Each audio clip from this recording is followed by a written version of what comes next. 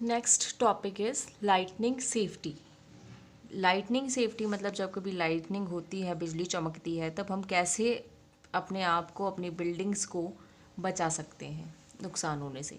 During lightning and thunderstorm no open place is safe. Lightning या thunderstorm जब भी होती है तब कोई भी ओपन जगह, खुली जगह हमारे लिए सुरक्षित नहीं होती है। Hearing of thunder is an alert to rush to a safer place. जब कभी हमें इस तरह से बादल गरजने की आवाज़ आती है तो ये एक अलर्ट है कि हमें अब किसी सेफ जगह पर चले जाना चाहिए। अ हाउस और a building is a safe place if it provides with a lightning conductor. कोई भी ऐसा घर या बिल्डिंग जिसके ऊपर लाइटनिंग कंडक्टर लगा हुआ हो, वो बहुत ही सेफ जगह है लाइटनिंग और थंडरस्टॉर्म के टाइम पर। If you are travelling in a car और a bus, you are safe inside provided the doors and windows of the vehicle are shut. अगर मान लो आप किसी बिल्डिंग में नहीं है, आप ट्रैवल कर रहे हैं कार या बस में, तो आपको उस गाड़ी के अंदर ही रहना चाहिए, उसके बाहर नहीं आना चाहिए। और ये चीज़ ध्यान रखनी है कि जो डोर और विंडोज़ है गाड़ी के, जो कार या बस के जो गेट और खिड़की और दरवाजे हैं, वो बंद होने चाहिए। Dos and don'ts during thunder and lightning storm. जब थंडर और लाइटनिंग स्टॉर्म हो रहा हो तो हमें क्या चीज़ें करनी चाहिए और क्या नहीं करनी चाहिए। सबसे पहला केस हम जो इसके अंदर पढ़े हैंगे वो है आउटसाइड। जब कभी आप बिल्डिंग के बाहर की तरफ हो और थंडर और लाइटनिंग हो रही है तब आपको क्या करना चाहिए। Only closed vehicle are safe from lightning. Open vehicles such as scooter, motor bikes, open cars, tractor, trailers carrying machinery are not safe. सिर्फ जो ऐसे क्लोज्ड व्हीकल हैं जिनके गेट और दरवाजे बंद किए जा सकते हैं वो ही लाइटनिंग के टाइम पर सेफ़ हैं। ओपन व्हीकल्स जैसे कि स्कूटर, मोटरसाइकिल, ट्रैक्टर या फिर जो ट्रेलर्स होते हैं जो मशीन्स को एक जगह से दूसरी जगह ले जाते हैं, वो ऊपर से खुले हुए होते हैं। या फिर ओपन कार्स जो होती है, ये थंडर और लाइटनिंग के टाइम में सेफ़ नहीं होती है। Get out of these vehicles immediately. अगर हम ऐसे किसी खुले व्हीकल में हैं तो हमें उससे इमीडिएटली बाहर आ जाना चाहिए। Open field, tall trees, shelter in parks, bridges etcetera do not protect us from lightning. खुले खेत या फिर लंबे पेड़ या फिर पार्क या फिर बड़े जो ब्रिजेस होते हैं, पुल बने होते हैं, वो हमें लाइटनिंग से नहीं बचा सकते हैं। Carrying an open umbrella also invite lightning. जब कभी इस तरह से बिजली चमक रही हो तब हमें कभी भी छाता लेकर नहीं जाना चाहिए। अगर हम छाता लेकर जाते हैं तो सारी जो लाइट, हम एक तरह से लाइटनिंग को इनविटेशन दे रहे हैं कि वो हमारे ऊपर ही गिरे। It is better to take shelter under small tree. It is better to crouch in open as shown in the figure 15.11। अगर ऐसी कंडीशन है तो हमें जो छोटे पेड़ होते हैं उनके नीचे जाके खड़ा रहना चाहिए, या फिर हम खुद को इस तरह से, ये जो पोजीशन बता रखी है, ऐसी पोजीशन में अगर हम खुद को बैठ जाएंगे तो हमें जो लाइटनिंग का इफेक्ट है वो कम फील होगा। This way minimum part of your body exposed to lightning strike. Do not lie flat on the ground because you expose more surface area to the lightning. अगर हम इस तरह से बैठते हैं तो हमारी बॉडी का कम सबसे मिनिमम हिस्सा ही लाइटनिंग से कांटेक्ट में आएगा। अगर मान लो इस जगह पर अगर आप ऐसे ना बैठने की जगह सीधे ज़मीन पर लेट जाओगे तो आपका बॉडी का ज़्यादा हिस्सा लाइटनिंग के कांटेक्ट में आएगा और ज़्यादा नुकसान पहुंचता है। तो जब ओपन एरिया में हो तो छोटे पेड़ के नीचे शेल्टर लेना, या फिर इस तरह से इस पोजीशन में, अगर कोई पेड़ नहीं है वहाँ पे छोटा, तो इस तरह से इस पोजीशन में बैठ जाना ज़्यादा फ़ायदेमंद है। नेक्स्ट हमें यहाँ पर डू यू नो दिया हुआ है। यहाँ पर हमें अर्ली एफर्ट्स बता रखे हैं कि इलेक्ट्रिसिटी का नेचर समझने के लिए शुरुआत में क्या क्या एफर्ट्स करे गए। बेंजामिन फ्रैंकलिन जो कि 1706 में बॉर्न हुए थे और उनकी डेथ हुई थी 1719 में, ये फर्स्ट पर्सन थे जिन्होंने ये प्रूव किया कि लाइटिंग जो होती है वो एक्चुअली जो एटमॉस्फेयर के अंदर जो इलेक्ट्रिसिटी है उसके कारण होती है।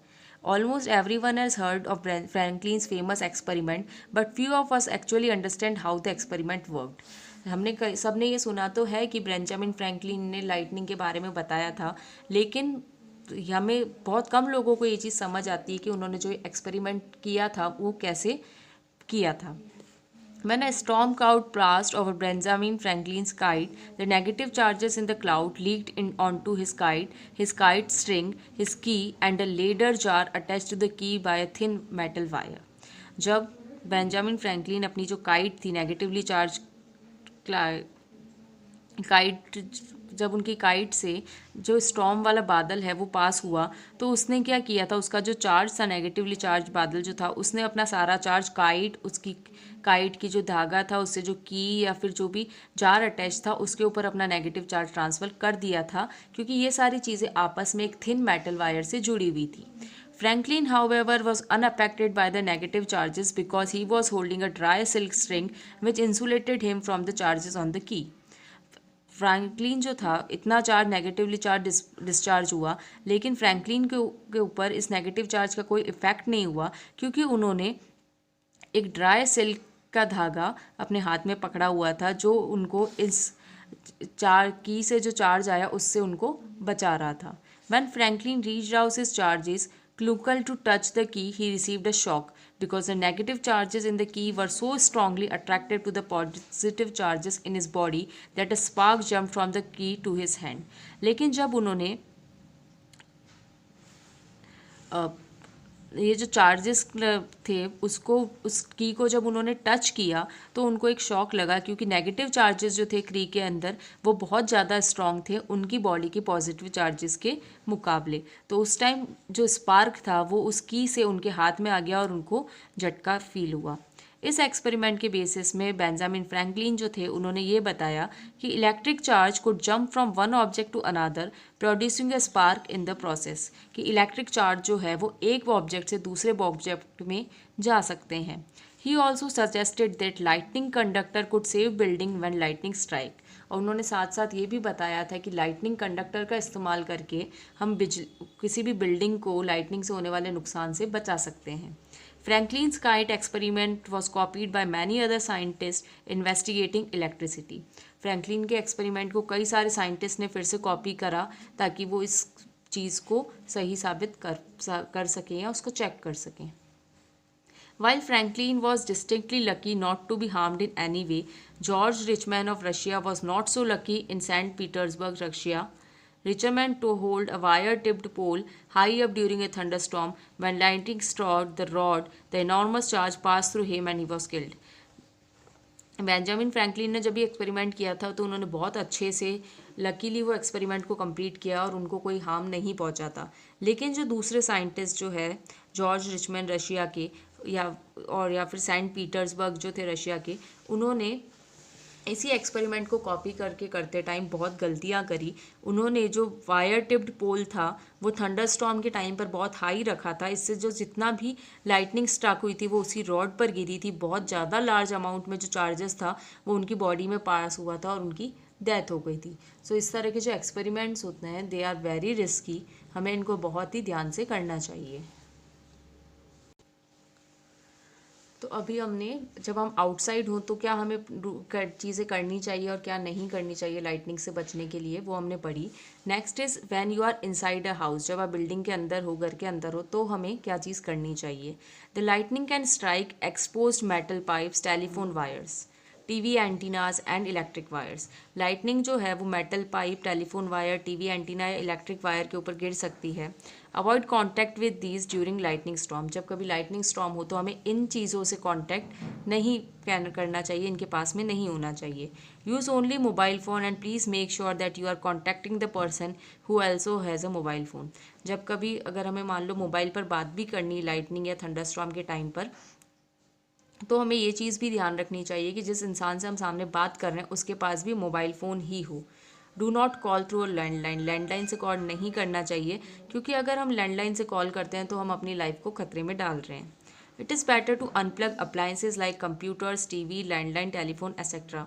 जो भी सारे इलेक्ट्रिकल इक्विपमेंट्स हैं जैसे कंप्यूटर, टीवी या लैंडलाइन फ़ोन, इसे हमें इनको अनप्लग कर देना चाहिए, इनको स्विच में से निकाल देना चाहिए। Do not take bath as you can receive lightning shock through metallic water pipes. Thunder और लाइटनिंग के टाइम पर हमें नहाना नहीं चाहिए, क्योंकि उस टाइम पर जो डायरेक्ट लाइटनिंग शॉक है वो सीधा मेटेलिक वाटर पाइप से होता हुआ सीधा आपकी बॉडी में आ सकता है। तो अभी हमने पढ़े थे नुकसान, लाइटनिंग से हमें क्या क्या नुकसान या हार्मफुल इफेक्ट्स होते हैं। इसके अलावा नेक्स्ट जो टॉपिक है वो है some useful effects of lightning. Lightning के कुछ फ़ायदे भी होते हैं। It is believe that lightning played important role in the evolution of life on earth. ऐसा माना जाता है कि लाइटनिंग का बहुत ही इम्पोर्टेंट योगदान रहा है अर्थ के ऊपर जो अलग अलग तरह की लाइफ हमें दिखती है उसको बनाने में। When the lightning passes through the air, the nitrogen and oxygen in the air combine to form nitric oxide gas. जब लाइटनिंग एयर से पास होती है तो एयर के अंदर नाइट्रोजन भी है, ऑक्सीजन भी है। ये नाइट्रोजन और ऑक्सीजन इस लाइटनिंग के कारण एक दूसरे से जुड़ जाते हैं, कंबाइन हो जाते हैं और नाइट्रिक ऑक्साइड गैस को बनाते हैं। The nitric oxide gas reacts with more oxygen to form nitrogen dioxide gas. ये नाइट्रिक ऑक्साइड गैस एयर के अंदर जो और ऑक्सीजन प्रेजेंट है उसके साथ जुड़ जाती है और नाइट्रोजन डाइऑक्साइड गैस बनाती है। ये नाइट्रोजन डाइऑक्साइड गैस फिर वाटर ड्रॉपलेट्स के अंदर डिसॉल्व हो जाती है, जो क्लाउड्स के अंदर वाटर ड्रॉपलेट्स हैं उसके अंदर डिसॉल्व हो जाती है और नाइट्रिक एसिड बनाती है। जब बारिश होती है तो नाइट्रिक एसिड बहुत ही डाइल्यूट फॉर्म में अर्थ पर पहुंचता है। फिर ये नाइट्रिक एसिड रिएक्ट करता है सॉइल कार्बोनेट के साथ, जैसे कि कैल्शियम कार्बोनेट या मैग्नीशियम कार्बोनेट, और सॉइल के अंदर जो नाइट्रेट्स है वो बनाने में मदद करता है। ये सॉइल नाइट्रेट एक बहुत ही अच्छे फर्टिलाइजर्स हैं और प्लांट की ग्रोथ में बहुत ही हेल्प करते हैं। A part of oxygen changes to ozone when the lightning discharges passing through the air. जब ये लाइटनिंग ओजोन से लाइटनिंग डिस्चार्ज एयर से पास होता है तो एयर के अंदर जो ऑक्सीजन है वो कंबाइन होकर ओजोन बनाती है, जो हम ऑक्सीजन गैस बोलते हैं। बेसिकली ऑक्सीजन गैस क्या होती है, वो होती है O2, लेकिन जब कभी हम ओजोन की बात करते हैं ओजोन इज O3। इसका मतलब यहाँ पर ऑक्सीजन के 3 एटम आपस में जुड़े हुए होते हैं। तो जब इलेक्ट्रिक डिस्चार्ज होता है एयर के थ्रू तभी ओजोन गैस बनती है। ये ओजोन लेयर जो फॉर्म होती है ये हमें सन से आने वाली हार्मफुल अल्ट्रावायलेट रेडिएशन से बचाती है। अगर हार्मफुल अल्ट्रावायलेट रेस ही अर्थ के सरफेस पर आ जाएगी तो इवन जो स्किन कैंसर या इस तरह की डिजीज़ होती है, कई बार ये रेस इतनी स्ट्रांग होती है कि इवन पूरे के पूरे जो प्लांट है वो पूरी तरह से बर्न हो जाते हैं। इंटरनल स्ट्रक्चर ऑफ द अर्थ, हमारी जो अर्थ है वो अंदर की तरफ से कैसी है, उसके अंदर कितनी लेयर्स हैं, इसमें हमें ये चीज़ बता रखी है। The planet earth as a whole is called geosphere. जो पूरा अर्थ है हमारी अर्थ को हम क्या बोलते हैं, जियोस्फीयर बोलते हैं। The outer Rocky part of the earth is called lithosphere. बाहर की तरफ का जो चट्टानों वाला हिस्सा है वो कहलाता है लिथोस्फीयर या फिर क्रस्ट। लिथोस्फीयर के ऊपर प्लांट्स और एनिमल्स दोनों मिलकर बायोस्फीयर बनाते हैं। और जो डिप्रेशन है लिथोस्फीयर में, वहाँ पर बहुत सारे डिप्रेशन मतलब जो गड्ढे जैसे नीचे की तरफ हैं, वहाँ पर बहुत सारा पानी इकट्ठा हो गया है और वो मिलके बहुत ही बड़े बड़े जो समुद्र है वो बनाता है। और ये जो वाटर वाला जो ओशन वाला हिस्सा है वो कहलाता है हाइड्रोस्फीयर। तो बेसिकली देखो यहाँ पर कुछ 4-5 टर्म्स नहीं यूज़ हो रही है। सबसे पहली टर्म है जियोस्फीयर। जियोस्फीयर क्या होती है, पूरा अर्थ जो प्लैनेट है वो कहलाता है जियोस्फीयर। अर्थ के ऊपर जो सबसे ऊपर वाला हिस्सा है वो कहलाता है लिथोस्फीयर या क्रस्ट। क्रस्ट के ऊपर प्लांट और एनिमल दोनों साथ में रहते हैं। और ये जो लिविंग पार्ट है प्लांट और एनिमल का वो कहलाता है बायोस्फीयर। जो ये वर्ड है बायो, बायो मीन्स लाइफ, है ना। तो बायो लाइफ किस में होती है, प्लांट और एनिमल में। तो ये बायोस्फीयर प्लांट और एनिमल से रिलेटेड है। फिर जो डिप्रेशन होते हैं लिथोस्फीयर में वो पानी से भरे हुए हैं और वो पानी वाला हिस्सा कहलाता है hydrosphere. The inside of the earth is made up of number of layers. At the centre of the earth is a solid inner core made up of iron under a very very high pressure and temperature. Earth के अंदर की तरफ कई सारी layers हैं। अर्थ का जो centre वाला हिस्सा है वो सॉलिड है, जैसे आयरन लोहा होता है उस तरह से है, और इसका जो प्रेशर और टेम्परेचर होता है वो बहुत ही ज़्यादा है। इस इनर कोर के बाहर की तरफ आउटर कोर है। देखो जैसे ये डायग्राम में बता रखा है, ये सबसे अंदर का हिस्सा है इनर कोर। इनर कोर के बाहर का जो हिस्सा है वो है आउटर कोर। आउटर कोर को मैंटल भी बोला जाता है। ये लगभग 2900 किलोमीटर है थिकनेस में, मोटाई में, और ये मॉल्टन सॉलिड रॉक से मिलकर बनी हुई है। मॉल्टन मतलब जो चट्टाने हैं, बड़े बड़े जो सॉलिड रॉक है, जब वो पिघल जाते हैं तो वो कहलाता है मॉल्टन स्टेट, और इसको बोला जाता है मैग्मा। मतलब मॉल्टन सॉलिड रॉक जो है वो कहलाता है magma. Magma contains dissolve hot gases at high pressure. Magma के अंदर कई सारी हॉट गैसेज डिजॉल्व फॉर्म में पाई जाती है। Magma within the mantle is not stationary but rises up and down due to convection currents. Magma जो है मेंटल के अंदर वो स्टेशनरी नहीं है, एक जगह पर नहीं टिका हुआ रहता है, ये ऊपर और नीचे की तरफ उठता रहता है कन्वेक्शन करंट के कारण। ये बहुत गर्म होता है आउटर कोर के पास में और बहुत ठंडा होता है लिथोस्फीयर के पास में। लिथोस्फीयर सॉलिडिफाइड मैग्मा से बना हुआ है, मतलब मैग्मा जब सॉलिड स्टेट में आ जाता है तो वो लिथोस्फीयर में पाया जाता है और मेंटल के ऊपर की तरफ तैरता रहता है। लिथोस्फीयर को हम कंपेयर कर सकते हैं अर्थ के क्रस्ट से। लिथोस्फीयर 100% रिजिड नहीं है, 100% ठोस नहीं है, लेकिन ये मेंटल के ऊपर बहुत ही स्लो स्पीड में मूव करता रहता है। अब देखो ये जो डायग्राम बता रखा है इसके अंदर हमें डिफरेंट लेयर बता रखी है।